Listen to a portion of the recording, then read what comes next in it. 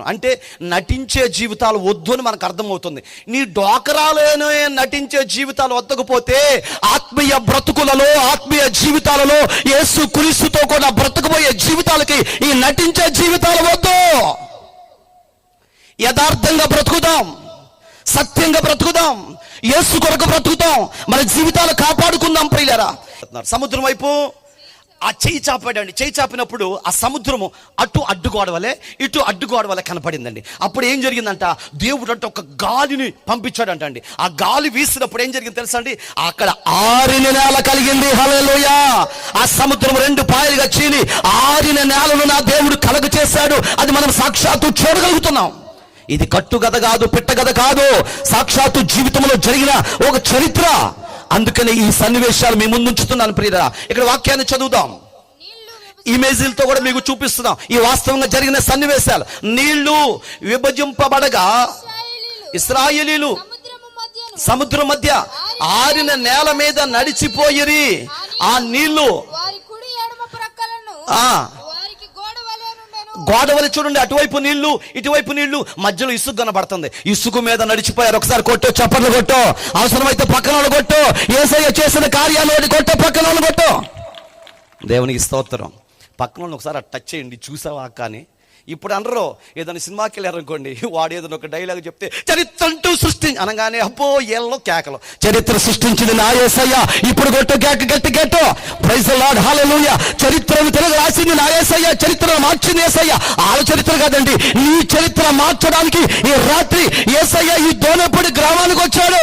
నీ బ్రతుకు మార్చడానికి వచ్చాడు. నీ చరిత్ర మార్చాలి. ఎవడో చరిత్ర మారితే మనకు ఉపయోగం ఉందండి.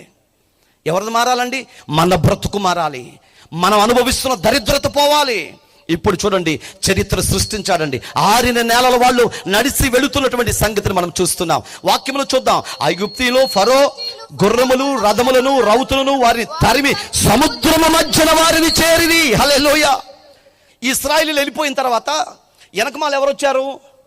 ఫరో సైన్యం వచ్చిందండి.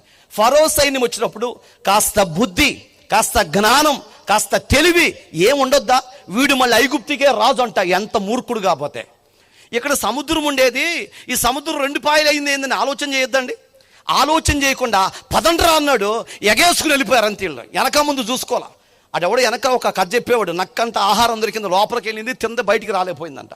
అట్లాగే సముద్రం ఉంది. ఇక్కడ ఏ రోజు రెండు పాయలు అవ్వలేదు, ఇక్కడే తిరుగుతున్నాం కదా మనం. మరి ఎలా అయింది? దేవుడు చేసి ఉంటాడు, మనం వెళ్ళకూడదు అన్న జ్ఞానం లేదండి. చాలామంది అంతే, పిలిచారు కాబట్టి వెళ్ళాం. ఎక్కడికి? ఎక్కడికి? వాళ్ళు ఎవరు అంట, గొర్రెను కోసుకుని దేవతకు పెట్టుకున్నారంట. పిలవకపోతే ఏమైనా అనుకుంటారేమోనని ఈ పెద్ద మనిషి వెళ్ళిందంటండి. వెళ్ళకపోతే ఏమైనా అనుకుంటారేమో, ఎవరు? మా బంధువులండి. మరి ఏం చేస్తా?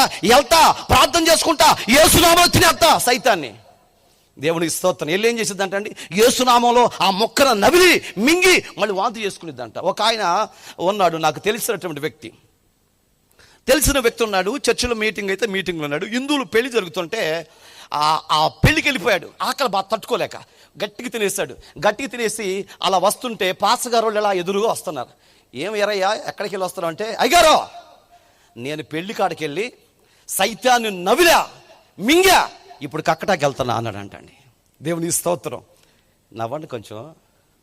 అంటే మీరు ఎట్ట కనపడుతున్నారంటే మేము కూడా ఆ బ్యాచ్ అన్నట్టు చూస్తున్నారు. స్తోత్రం. ఏడ గొర్రె కొత్తే మనకి ఎందుకంటే గొర్రె పడిందా లేదా, మొక్క పడిందా కాదు. మన పరిశుద్ధత మనం కాపాడుకోవాలి, మన పవిత్రత మనం కాపాడుకోవాలి. ఎక్కడికి వెళ్ళాలో అక్కడికి వెళ్ళాలి, ఏది చేయాలో అదే చేయాలి. సమస్తాన్ని చూస్తున్నాడు నా దేవుడు, ప్రతి దానికి లెక్క చెప్పాలి దేవుని సన్నిధిలో. అందుకని నీ బ్రతుకు జాగ్రత్త, నీ విశ్వాసం జాగ్రత్త. అపోస్తలుడైన పౌలు గారు అంటాడు, నా విశ్వాసమును కాపాడుకున్నాను, నా పరుగును కాపాడుకున్నాను, నా జీవితాన్ని కాపాడుకున్నాను, అటు ఇటు పడిపోకుండా కాపాడుకున్నాను అంటున్నాడు. నువ్వు పడిపోతున్నావేమో, నీ జీవితాన్ని కాపాడుకోకుండా. ప్రియులారా, ఈ ఫరో గాడు ఏం చేస్తాడు తెలుసా అండి, 6,000 మంది తెలుగు కలిగిన వాళ్ళు వచ్చారండి. మూర్ఖత్వంతో వచ్చారు. వచ్చి సముద్రం వైపు చూసి 6 నెలలు కలిగిందే, ఇది విచిత్రంగా ఉందని ఆలోచన చేయకుండా లోపలికి వెళ్ళిపోయారు. లోపలికి వెళ్ళిపోగానే దేవుడు ఏం చేశాడంటే ఆ రెండింటిని కలిపేశాడు. కొట్టు, చప్పట్లు కొట్టు, దేవునికి మహిమ కలుగును గాక. వాళ్ళిద్దరిని కలిపాడు కాబట్టి చప్పట్లు కొట్టారనమాట. అంటే వాళ్ళు చావటం మీకు ఎంత మేలో, ఎంత ఆనందమో.